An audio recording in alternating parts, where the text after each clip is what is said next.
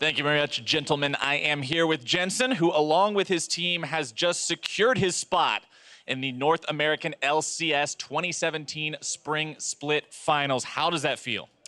It feels good to be back in the finals, so hopefully this time around we can actually take it.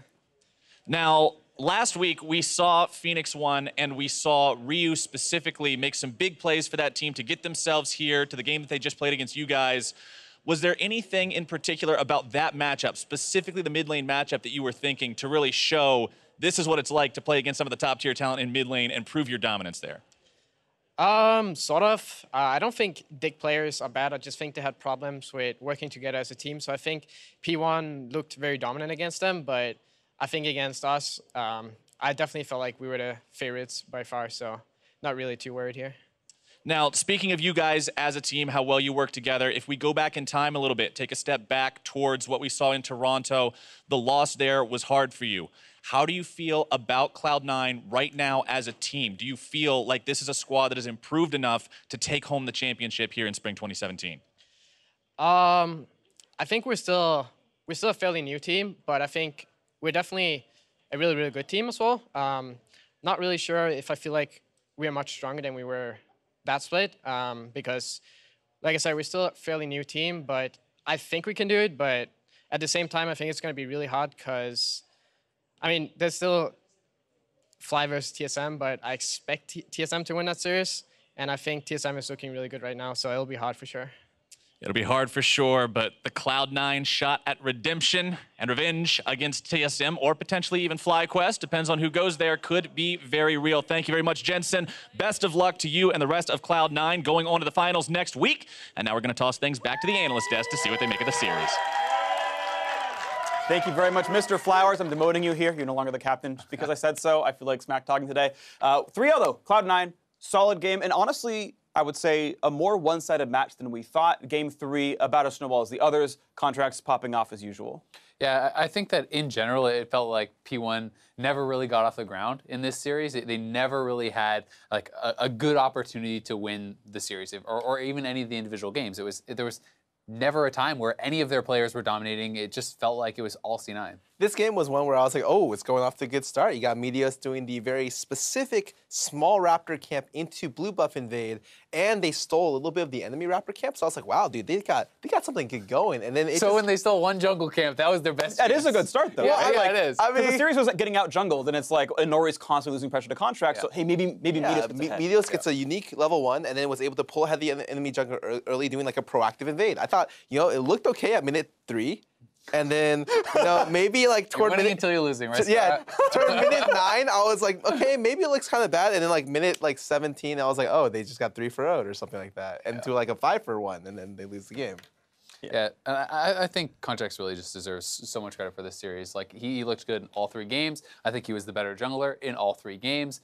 I have even been someone to levy some criticism towards him. I think that, like, while he has been a good player, he has not been a great player, and I think he has been, one of the lower performers on Cloud9, but today that was certainly not true. And, like, most people are assuming TSM will go to the finals. Most people are assuming in either of those matchups that he would have to perform exceptionally well, and I think that if he could perform against whoever they play in the finals on this level, then C9 would have a really good chance there. Yeah, I totally agree. Cloud9 has been, and it's funny because I think for most people power ranked Cloud9 above TSM, that pound for pound their players are overall better. And if they are playing on this form, maybe C9 gets back to that form. TSM, obviously the #1 seed, now the favorite for the assumed final matchup, but going to be an interesting one to look at regardless. Now, with some great performances from C9 as a whole, we still want to recognize the one person in particular who we thought ensured his team spot in finals the best, and it is the rookie of the split in Contracts.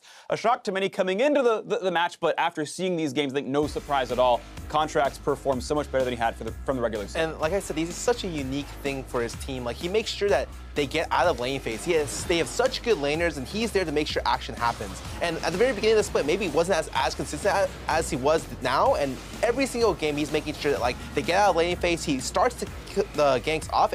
In the second game, 100% kill participation. Like, what else do you have to say aside from that? Yeah, I mean, and it's really exciting because this really is the new era of Cloud9. Everyone thinks of Cloud9 as a dominant organization, but it's been since, you start spring of 2014, I believe. Thursday is their 3-year anniversary of actually winning a split. Yeah, so it's been a long time. And I mean, Jensen came in, he has not won a split. Smoothie is a new up-and-comer. Konjax is a new up-and-comer. They, like, even Ray is newer to the league, right? There's a lot of guys on this roster that have not won a championship and are very hungry to get one. And I think that the way that they performed today was giving them a good chance. Yeah, and I was really surprised when you guys told me that. Like, when they were awarding, when Jensen was like, I'd like to win a championship, I even asked these guys on the desk, like, wait, he hasn't won one? I look at him and I look at players like Impact. I'm like, these players are like near world-class level, and they have not ever taken home the trophy. It's going to be a good playoff. Impact got one trophy. Yeah, he got a couple. He got a world champion over He got a pretty good one. You're right. It's But what about the North American trophy? He's never done it. Neither is Faker. Exactly. He doesn't have the North American LCS championship. He has that participation ribbon, which is the world championship, but not as good. Not as good. A little bit worse. Yeah, until you win a tournament in Canada, it doesn't count. That's what it comes down to, is I'm on your side with this one. Yeah, but honestly, a well-played match by C9. I think they are definitely in form heading into the finals. Phoenix1 will be into the third place match, and kind of some quick thoughts on what they got to do for the next week of practice, essentially. I mean, I think you have to really decide, like, what is your 5-man roster? What are you going with? And if you are making subs back and forth, why are you making them? A lot of people theorize, okay, Shady, they're bringing him in because of his different champion pool. You're going to have the guy play Vel'Koz. You're going to have the guy play Brand, right? That makes a lot of sense. If he's just coming in to play the same champions as Stunt, but then you're also subbing Stunt in, it's like, what is the reasoning here? I think that's something that they really need to gain some confidence in and kind of restabilize. But then also, they have to realize that they have crushed everyone except C9 and TSM recently, and if TSM goes to the finals, then they're playing FlyQuest. Yeah, and you expect them to win that one and take the top 3, and that'd be nice for them. Any final thoughts, Skara? No, I just think that C9's a great team, and it's like that P1 and C9 both want to do the same thing. They want to get the team fights mid-late game and trust in their carries, and just C9's just better at being able to do it. Yeah, they got the carries online a bit sooner, so that's going to do it for us here. Cloud9 have earned their spot into the 2017 Spring LCS Finals, and that's almost all we have left to do. We've got to figure out who is left to face them, and that will be determined tomorrow with FlyQuest taking on TSM. The loser of that match will again face Phoenix1 in the battle for third, and that match, the third place match, will be Saturday, April 22nd, also in Canada, up in BC. Yeah, I'm super excited for the FlyQuest TSM one, even though TSM is heavily favored. I mean, Lemon Nation talking about 3 matches and you're a god, right? They took down CLG. If they could beat TSM, that would be a pretty historic run to the finals, where then they would be playing against C9, and it's like old C9 versus new C9 would be pretty cool. I've learned throughout the years not to bet against High. Like, at the very least, I'll give them 1 game. And I think that it's crazy to think that that could be a series where it could be a closer series than the series we saw today. Like, I would never have said that coming into playoffs. I thought FlyQuest kind of snuck in there at the very tail end. But after they beat CLG and reverse swept them, now you got to have at least a little bit of faith. Yeah, well, we'll see if that happens. Of course, it's going to be a very fun one to watch for. Plenty of exciting matches still to come as we just wait to see what the last match is going to be. We're down to the final 3 matches of the North American LCS split.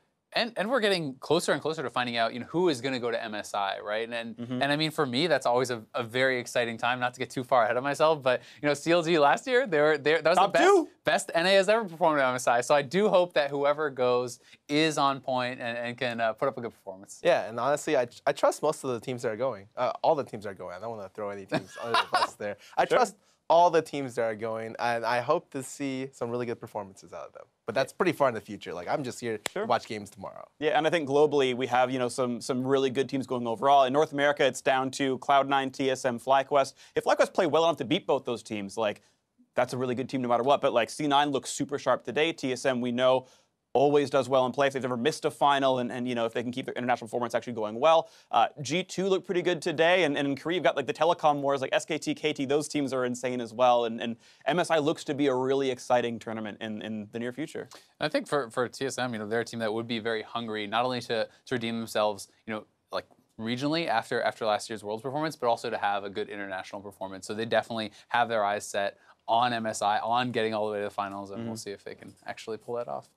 The last best domestic NA performance was at MSI, And That's maybe true. we can repeat that performance this time around. You know, it is interesting, actually. It feels like the midseason invitational has consistently been the tournament of interesting situations. Like a couple years ago, it was China actually beat Korea. Like someone finally dethroned Korea in a major event. Edward Gaming taking on SKT. CLG made it to top 2. Somehow, like G2 was supposed to be top 2 and didn't make it out of groups. Like crazy things happen. And it's not the EU's fault, but like the crazy things happen at MSI, right? And then we had like Albus Nox make top 8 at Worlds. Like it's been increasingly interesting watching international competition in League of Legends. We'll see what's going to be in store for us here at the midseason invitational. But for now, of course, it's all about the NALCS. That's going to do it for us here. And on behalf of myself, the casters, our analysts, and the entire live broadcast crew, thank you so much for watching. We will see you tomorrow for TSM FlyQuest.